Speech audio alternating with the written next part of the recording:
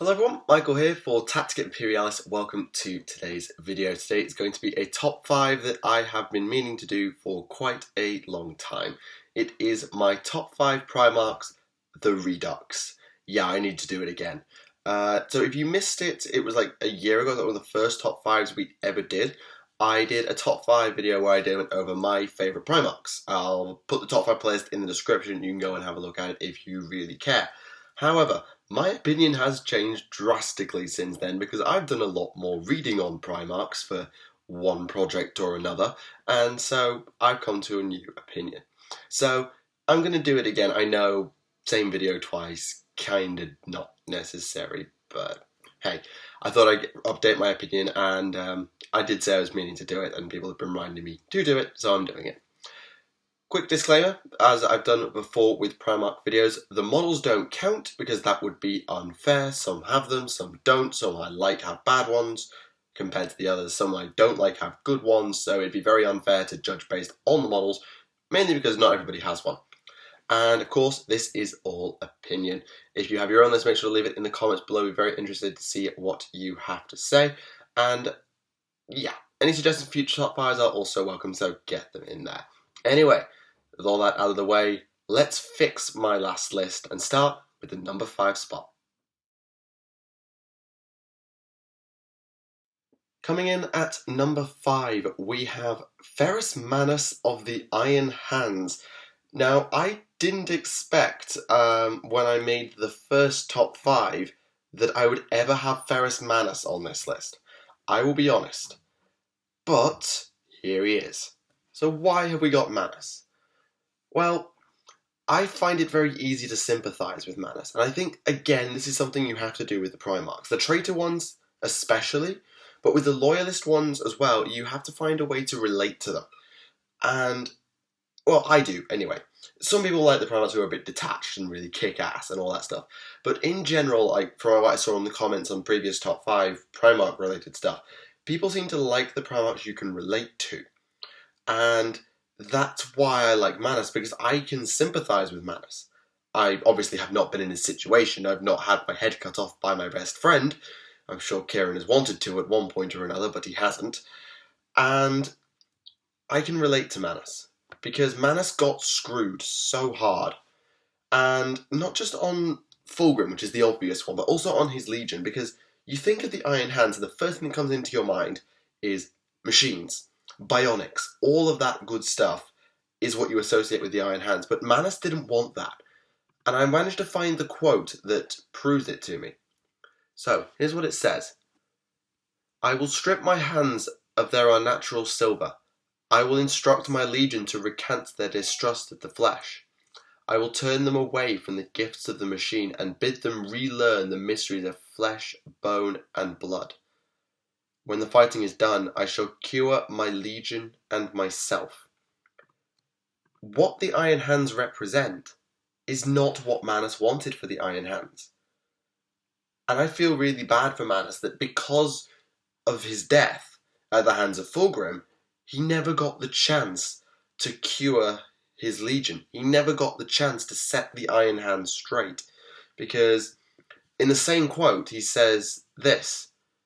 The hands are strong, to be sure, and have created great things for us all, but they are not mine.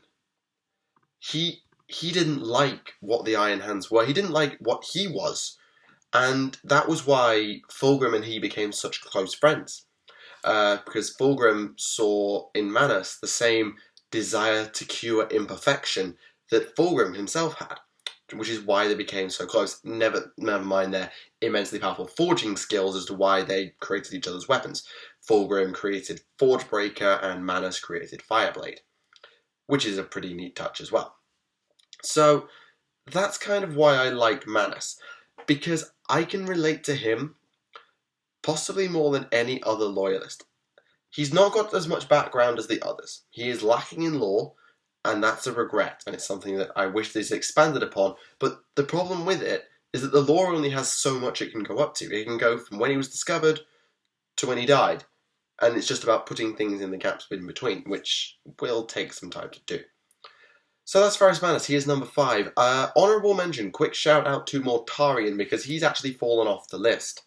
He is now basically my de facto number 6 because I don't like him as much as I used to do.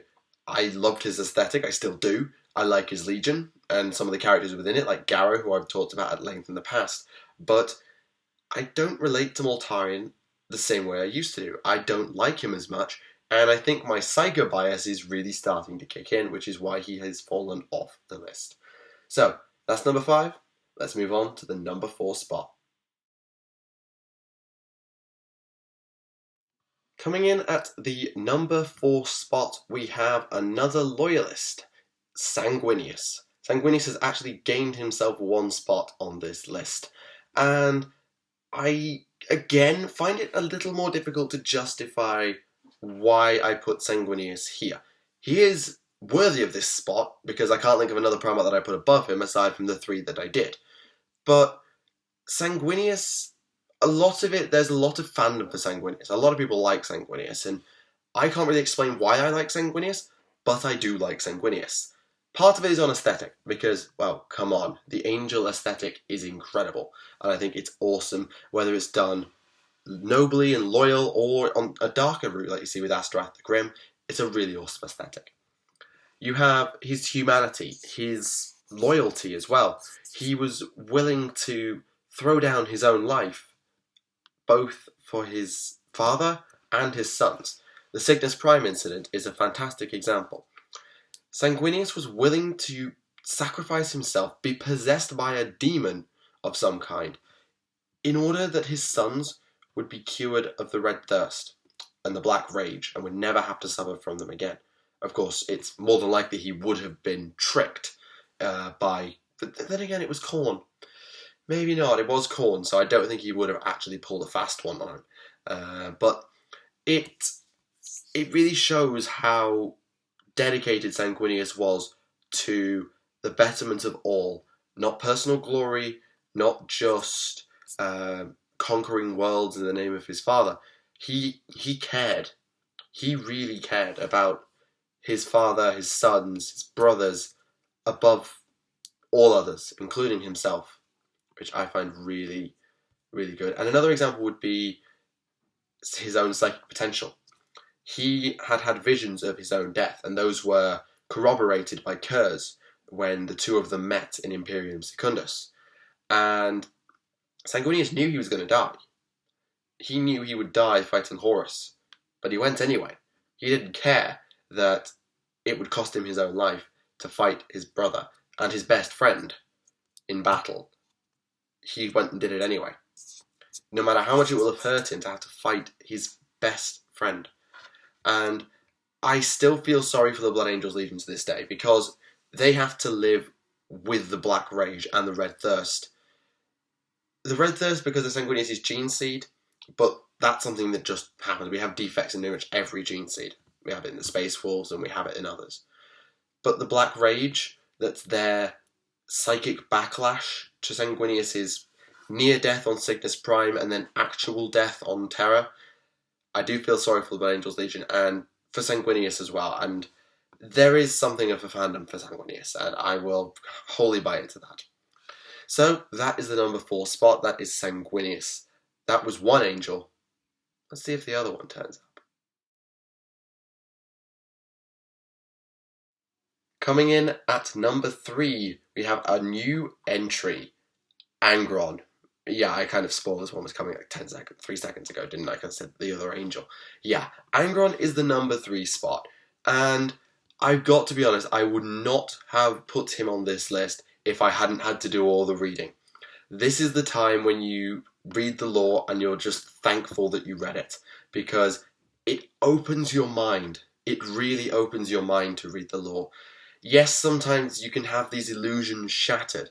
Like the illusion I had of Mortarion when he was on this list, that kind of broke a little bit when I actually got into the lore on him, which is why he's no longer on this list.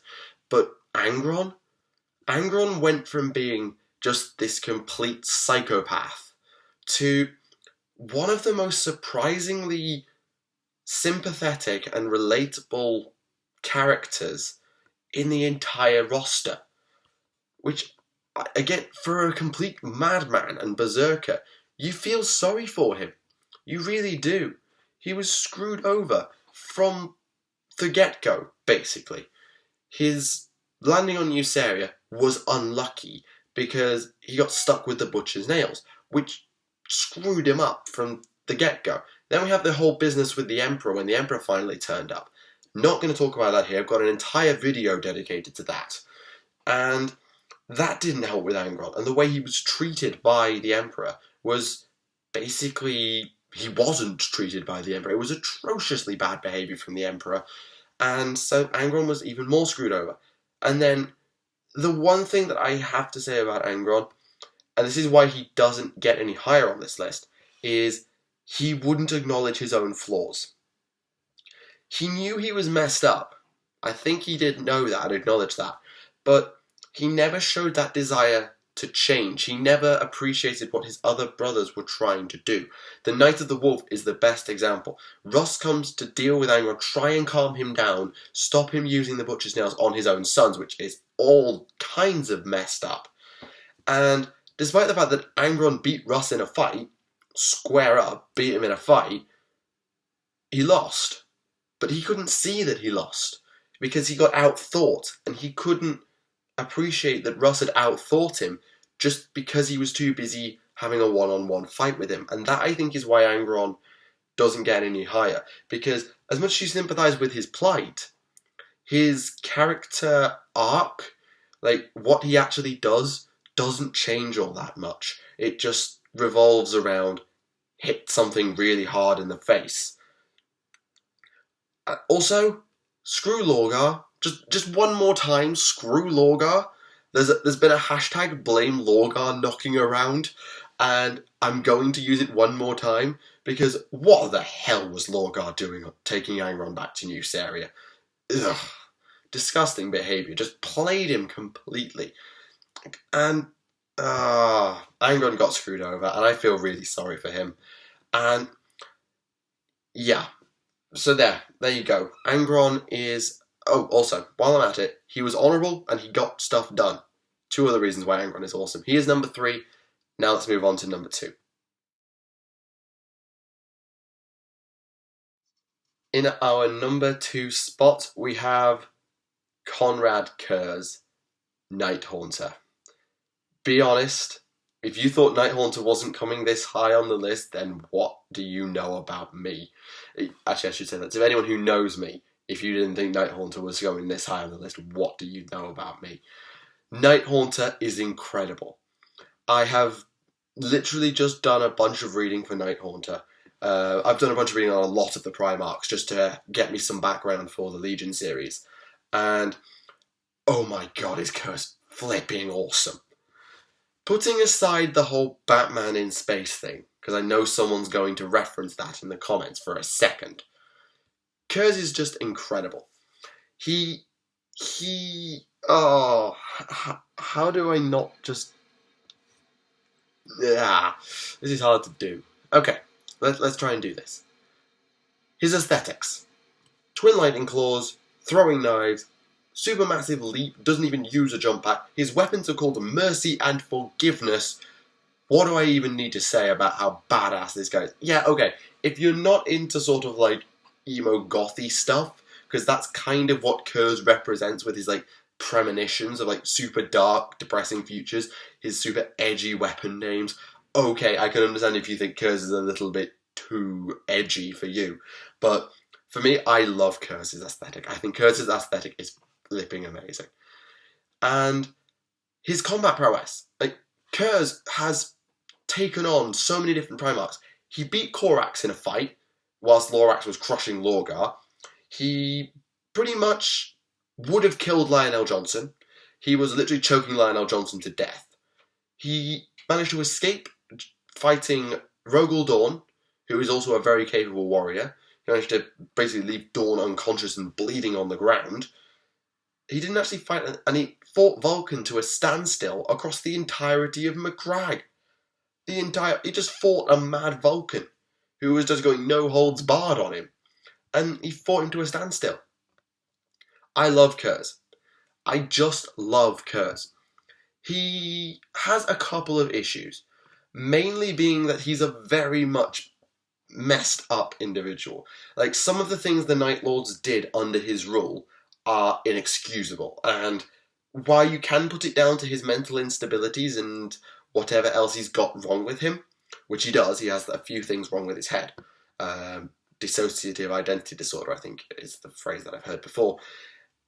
I find it hard to justify that even in that case. And while I respect his sense of honour and justice and making sure that the wrong is punished, his methods were just weird. Ruling through fear instead of... It's kind of like the opposite to Lorgar's approach, which was like, all super nicey, we're going to make everything amazing for you, or like the Ultramarines. Kurz was like, right, you are going to do what you're told, or you are going to get ripped to shreds. Literally. And maybe that's why Kurz isn't number one anymore. Although, to be honest, the main reason Kurz isn't number one anymore isn't because of him. It's because of whoever is sat up there. And if you know a single thing about me on this channel, you'll know who it is. And our number one spot, my favourite Primarch of all time, and I think this will probably never change unless they really screw with him in the lore, Magnus the Red. Who else was it going to be but Magnus the flipping Red? I have been a Magnus fanboy for ages. I think when I made the first top 5 Primarchs video, all that time ago, he came in at number 2, or number 3. He was very high on the list. But pretty much immediately after that video came out, or not long at least, only maybe a month or so after that video came out, I was like, I should have put Magnus at number 1. Magnus is my favourite Primarch, and, well, he is. He is just amazing. I have to give a huge shout out to text-to-speech, because through text-to-speech I got to know Magnus. Like, I just sort of had heard of him before that, and now I got to see his character development and the recounting of his lore, and I understood Magnus a lot more. I have a Psyker bias, I'll be honest, I have a bias towards Psykers. You'll have noticed the fact that there are 3 of the most powerfully psychic Primarchs in this list: Sanguinius, Kurz, and Magnus. So I have a Psyker bias, that's fine, and text-to-speech is not 100% canon, but its old lore is. But I could go much further. The Legion, the Thousand Sons Legion, are awesome. I first was exposed to them really through Ahriman, and while I think Ahriman was a bit of a dick a couple of times, I really came to like the Thousand Sons, because I read around a couple of characters like Armon, and I don't think I looked at Rebuel Arvidor at the time, but I had a look at the Legion as a whole, and I really got engrossed in how they work. Again, Psycho bias does help. And Magnus's story, do I really need to explain why Magnus is so relatable and sympathetic as a Primarch? I don't think I do, but in case I do, he got played from the get-go. He got played by Chaos and Tzeentch, and then by Horus, and screwed over by the Emperor. And the one mistake that Magnus made, the major mistake, was when he went to see the Emperor, and he realised he'd ballsed everything up, because he'd broke the Webway project, he didn't stick it out. He didn't try and explain what he did. He didn't try and tell the Emperor what was going on. I think, as far as I know, he just came in and left as soon as he realised what he'd done, and that was his mistake. If he'd have had a chance to talk, it might have gone differently. But still, screw Horus, screw Russ, it's Magnus. Now, I have to put a small caveat. The only way that Magnus could fall down this list and that Kurz could find his way back to the top, because it's not that far apart between the two. I prefer Magnus on a few things, but then I like Kurz's aesthetic a lot, and I can understand his character too. The main reason that Magnus will slip is what they do with him now, because he's still alive, and Kurz isn't. Kurz's lore is all boxed up. It's done. They can add some things in between, but the beginning, the middle, and the end, as a whole, are basically told now. We know the entirety of Kurz's story arc. Magnus's is not finished. His heresy story arc is pretty much boxed up and done. And when he gets his model and book 7 comes out, we will get to see a bit more into how he operates. And there was a book about him as well, which I think was really worth a read. I haven't had a chance to read it yet, but if I get a chance, I will do so. But what he does now does affect how I'll think of him in future. Like, I think of Angron now, and I'm like, yeah, Angron's still a badass. He's not got the same relatability because he's just a berserker demon Primarch now. But that's maybe why he isn't as harmless, but he still gets stuff done, which for the Primarchs is saying something. Magnus, now that he's back, and we've had Wrath of Magnus, which I won't spoil here, just in case you haven't read it and you want to, it really means that they could take Magnus in a number of directions, whether going down a full evil route, or maybe trying to fill in a redemption arc. I don't know what they're going to do with him now, or whether they're going to set him up to die. I don't know what they're doing with Magnus. And if they handle it badly, and they handle Magnus in a bad way, I worry for his position on this list. It will not prompt me to remake this remake, but I will be keeping an eye on the lore developments, just to see if things change. Just because, if they screw Magnus one more time, and to do it in a really bad way that makes you dislike him, I may have to reconsider. But at the time of recording, and probably for the extended future, because I doubt they're going to bring him back into the plot for a bit, Magnus the Red is my favourite Primarch, and will probably still remain someone no matter what they do with him in the lore. Anyway, that is all for today. I do hope you have enjoyed the video. If you did, make sure to leave it a like rating. If you didn't, the dislike button is just right next to it. You know where it is. And make sure to leave your list in the comments along with top 5 suggestions, so as I have an idea of what you would like me to recount at some point in a future list. So yeah, that's all for today. Thank you for watching. My name is Michael for Tactica Imperialis. I'll see you all again. Goodbye.